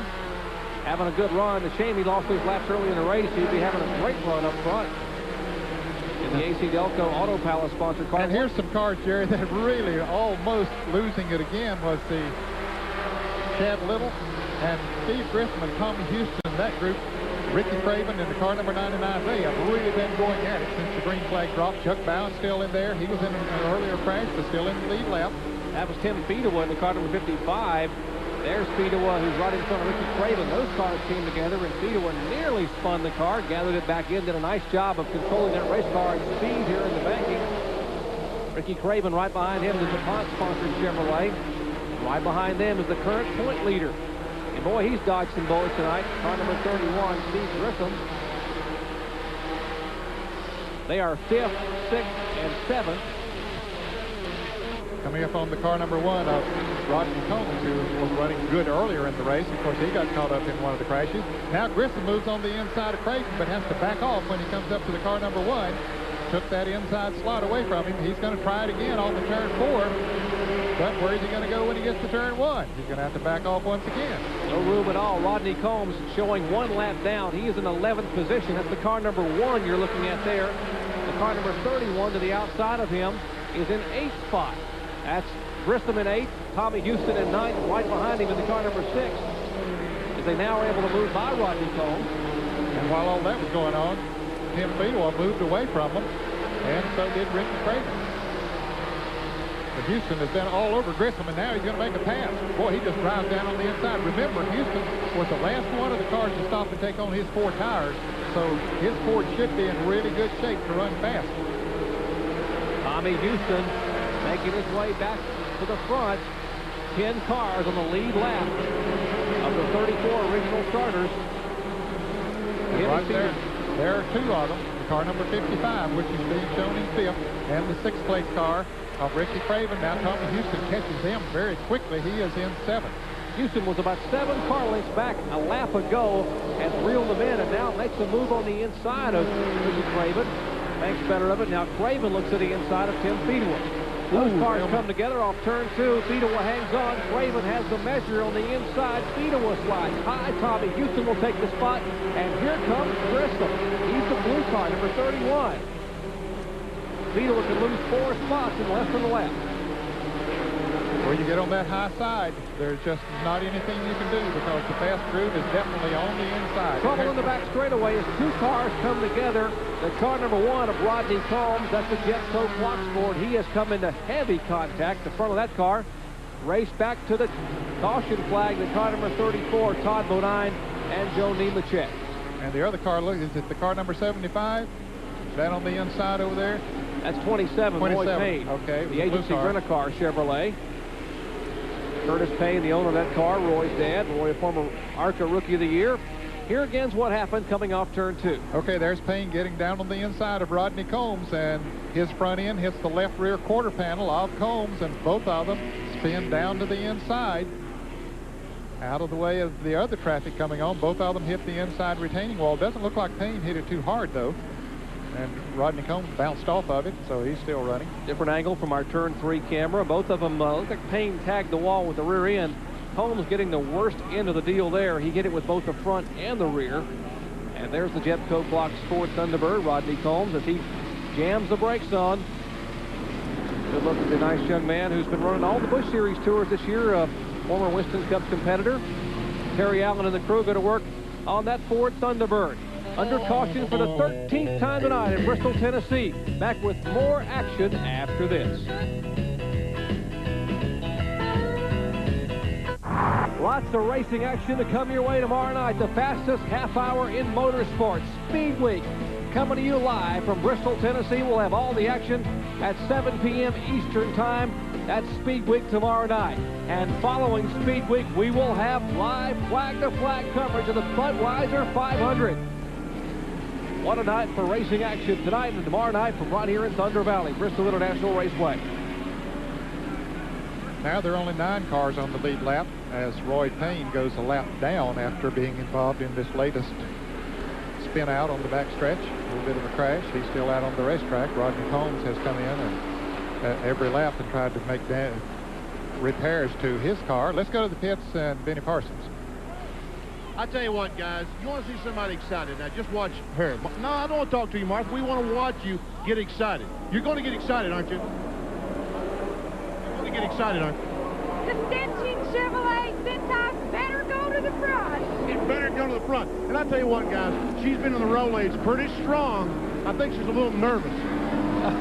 That's Martha Nemechek, Joe Nemechek's mom, and Martha and Joseph Nemechek, who are not only wonderful parents, very avid supporters of racing, and they're everywhere Joe is, and certainly they got to be very proud of their son, who's a former Rookie of the Year, and of course the defending series champion in Busch competition. She'll be watching that car number 87. That's right behind our leader, Todd Bodine. There's Joe Nemechek. And in 3rd place is Bobby Daugherty, Mike Wallace. In 4th place, Tommy Houston now back up to 5th. He's working his way back after making that pit stop for 4 tires. Let's see what they'll do for him now as we get ready to go green. Keep an eye on Tommy Houston trying to pick up his first win in over a year. Todd Bodine sees the green flag from Carl Simmons. 43 laps remain here at Bristol, Tennessee. My apologies to Rick Wilson a moment ago, thinking he was involved in that crash as Tommy Houston goes under him going into turn 3. Rick is still out there running in 16th place. He's about 5 laps down, still in the battle.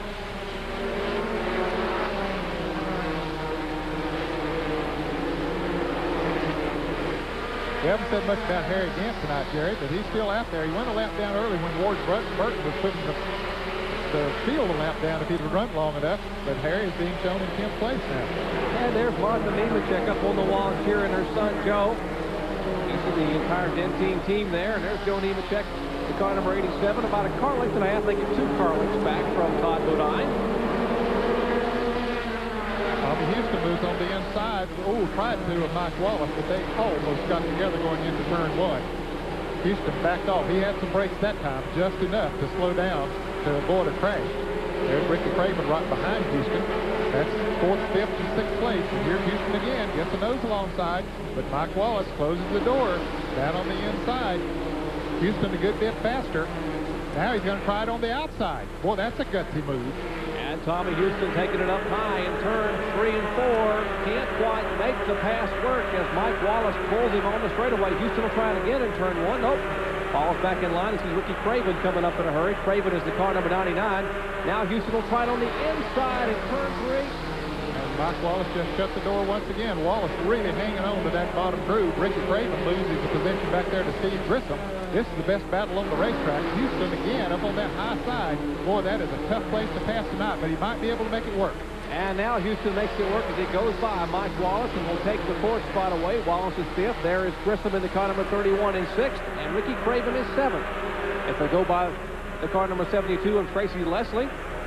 Leslie being shown in 26th spot after being involved in an incident early on. Has lost some laps behind the wall. Houston's car is fast. You can see how far he pulled away from Mike Wallace once he got around him. Wallace hanging on to the 5th position. Steve Grissom right there, ready to take advantage of any mistake as they come around the Roy Payne car. And, of course, Ricky Craven right there in the DuPont Chevrolet, number 99. That is 5th, 6th, 7th. And Tim Fedewa now coming up there. He's in 8th position, the car number 55. And about 6 cars together trying to go by the car 00 of Johnny Rumley. just go ahead and shut down, picked up 2 positions there. He went around Fedewa and the car number 99 of Ricky Prager. Looking from the Blockbuster video blimp at the car number 31, that is Steve Grissom. He is in 6th position. Meanwhile, back up front, Todd Bodine into car number 34, the Fiddle Faddle Chevrolet. Frank Stacey and Scott Welliver, the owners of that car. Clyde McLeod, the crew chief. Right behind him, as you see, Martha Nemechek once again trying to encourage her son, Joe Nemechek, to move into the lead. He currently holds 2nd spot. He's giving Todd Bodine about all he wants right now. About a straightaway separation from 2nd back to 3rd up the 08 of Bobby Donner.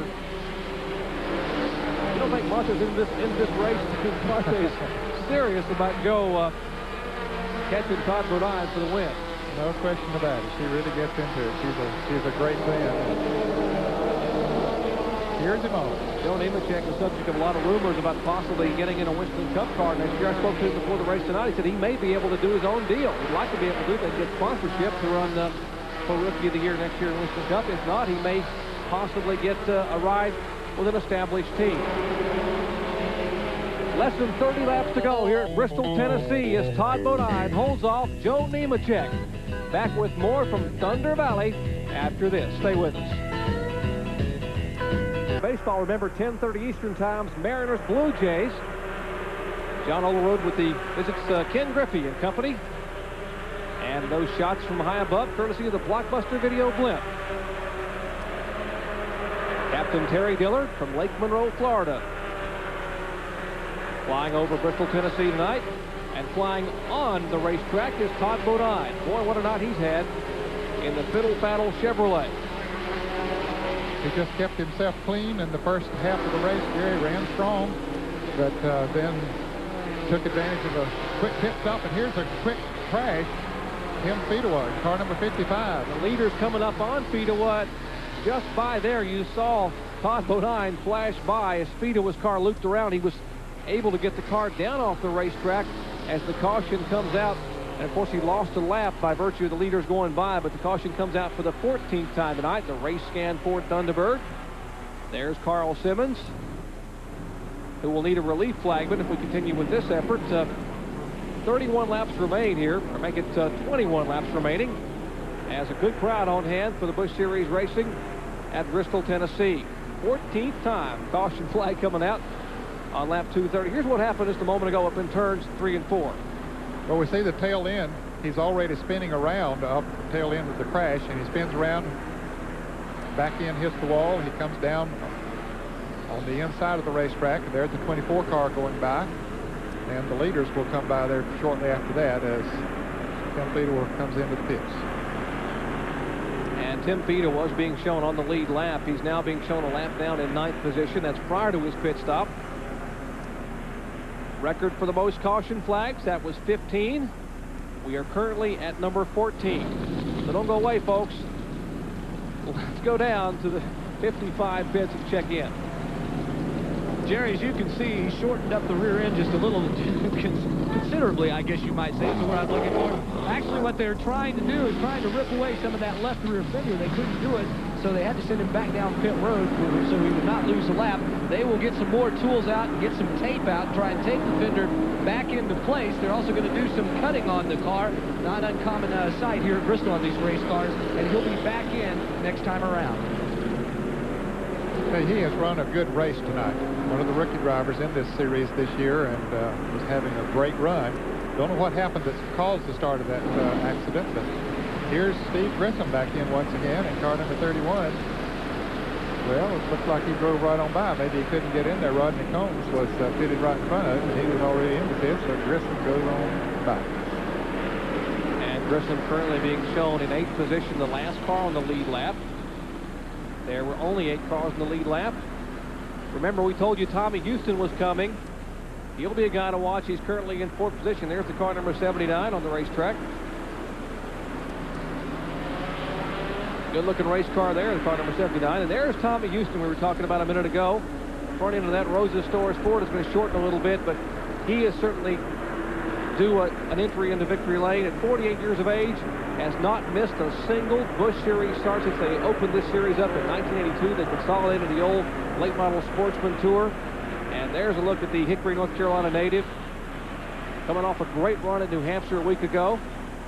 And Jerry, quickly, those 8 cars in the lead lap are Todd Bodine, Joe Nemechek, Bobby Dotter, Tommy Houston, Steve Grissom, Mike Wallace, Chuck Bowen, and the car number 99 of Ricky Craven. And yes, he's shown in the 8th position. 8 cars in the lead lap. Harry Gant now being shown in 9th position. One lap down. Got a glimpse of Martha Nemechek there. Joe Nemechek's mom having a little bit of some thoughts to herself, maybe a little prayer on these final laps. Possibly Joe can pull it off. As the green flag flies, less than 20 laps to go. Lap 234, 16 times. They'll make circuits here, and they'll wave the checkered flag. Todd Bodine gets a great jump on Joe Nemechek at the start, and here's Tommy Houston making a move inside of Harry Gant. Because Gant is 1 lap down, and the car number 97 is 4 laps down and right in front of Houston. Joe Bessie. Well, before he gets to him, he's got to take care of Bobby Dotter, who is running in 3rd place. And Bobby Dotter in the car number 08. That yellow and white little car. Here's Houston in the car number 6 coming. Boy, Harry Gant's car just stopped coming off a turn forward. It lost power or something, and a lot of cars did a lot of scrambling. And you can see the sparks coming from his car. No wonder he slowed down. Something bad wrong underneath that car. Something is broken on the steering, Jerry. It looks like, you can see, now we talked about toe in a little bit ago. That's toe out that we're seeing now. That left front wheel is pointed out as Gant tries to get it back to the pit. Obviously a wheel or some suspension part broken, and that car tire is jammed under the car. Gant trying to get the car off the racetrack, so the caution will have to come out again. We can get green flag racing, get this race in. Gant bringing that French's Mustard Chevrolet. That's the Ed Whitaker-owned car down pit road. There's the battle up front. Todd Bodine in the car number 34. Joe Nemechek in 2nd position. Gant has made it to pit road and will head for his pit stall. Now, Tommy Houston has slowed quite a bit, or has lost several positions out there. Let's go to the pits and John Kernan. Ned, remember earlier we said he had a soft brake pedal and they were a little bit worried about making it all the way to the end. Well, now Tommy Houston has run completely out of brakes. When he pushes the brake pedal, it goes straight to the floor and nothing happens. So he's going to have to be very careful. Yeah, he hopes that nothing happens in front of him. He's got himself on some clear racetrack there now, just trying to stay in the lead lap, stay out of the way of everybody, and try to finish as best he can. Tough break for Tommy Houston, who ran awfully strong here tonight.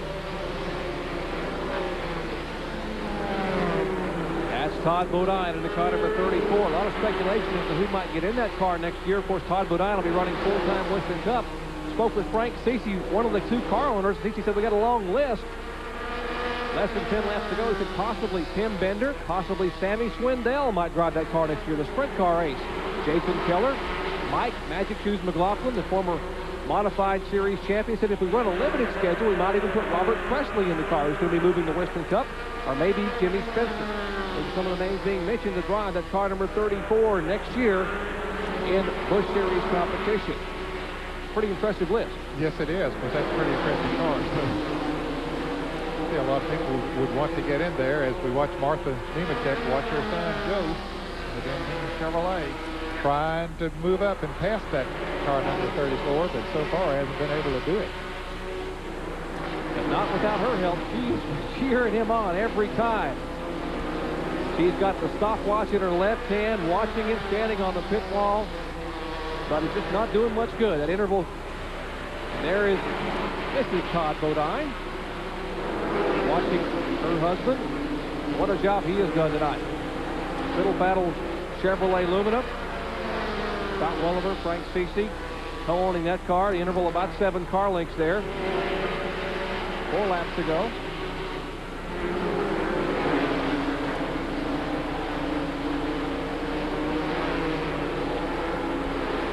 Well, they get into pretty heavy traffic here as we near the end of this race. There's Jimmy Spencer still out there running on 5 cylinders since the start of the race almost. And Nemechek pulls to within a couple of car lengths of our leader. As he tries now to go around, he will lap Tommy Houston, you heard, who had brake problems a little bit ago, now has brake failure. Nemechek now within a car length. Lost a little bit there as he went around Houston. Houston gave him plenty of room, but he caught him coming off of the turn where Todd Bodine caught him going into the turn. Now the other cars that they're lapping down on the inside of the racetrack, they move over and let the leaders go, but white flag this time by for Todd Bodine, and Martha Nemechek pushing her son for all he's worth. Final time at Bristol, Tennessee. Down the back straightaway. Bodine and Nemechek, 34 and 87. Nemechek drives it as hard as he can out of turn 4, but Todd Bodine will hold on and get win number 2 on 1993. Todd Bodine picks up his second in a row at night here at Bristol, Tennessee. And there's Clyde McLeod and the Fiddle Battle crew celebrating there in the pits. And indeed, they should be extremely proud of Todd Bodine. What a job he has done, particularly here at Bristol, Tennessee. Let's go down to John Kernan. Well, I'm with Todd's wife, Lynn. Lynn, you were very calm there at the end. I mean, I thought you might jump off of that toolbox.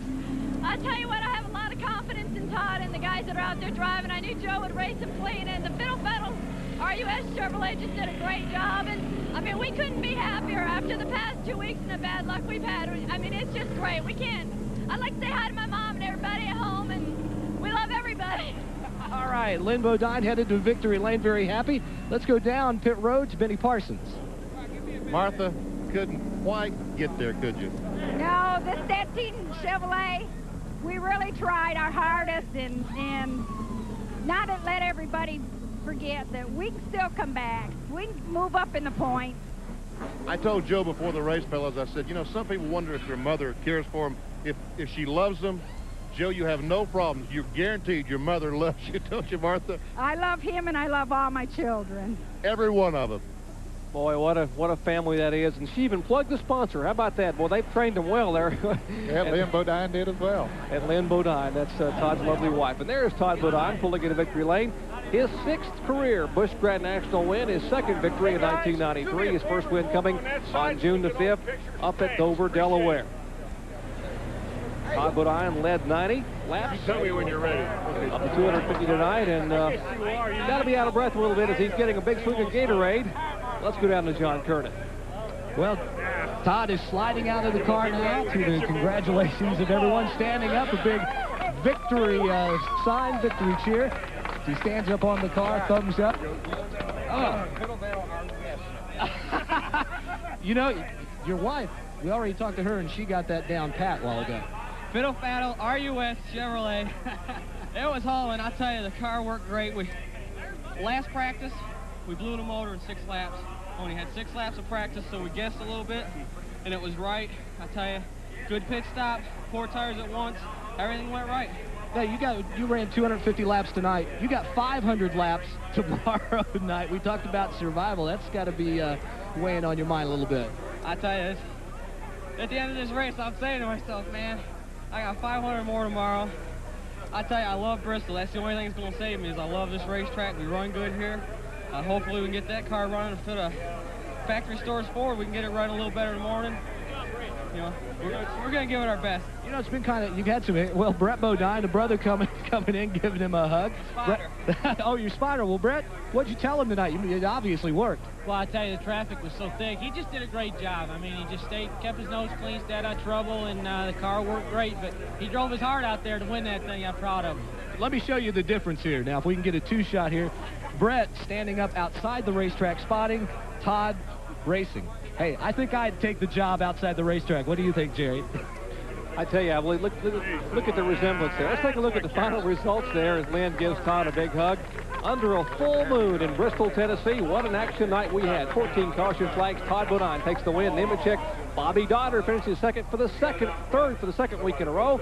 Mike Wallace a good run, and Chuck Bound rounding out the top 5. And 5th, 6th through 10th, Ricky Craven, Steve Grissom, Tommy Houston held on for 8th.